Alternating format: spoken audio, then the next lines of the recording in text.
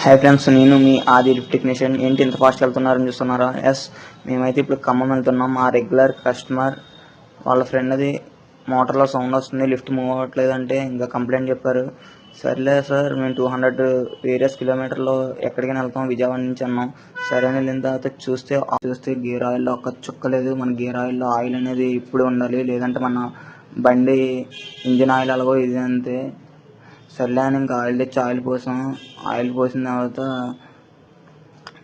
నేనైతే చూసుకోలేదు. ఒక పక్క నుంచి ఆయిల్ లీక్ అయిపోతుంది. ఎందుకు లీక్ అయిపోతుందంటే ఇంకా ఆయిల్ సీల్ మార్చాల్సిందే, లేదు లాభం లేదు, ఇంకా చైన్ గురించి తేవాల్సిందని ఇంకా కస్టమర్ చెప్పుకుని వెంటనే ఇంకా అరేంజ్ చేశారు.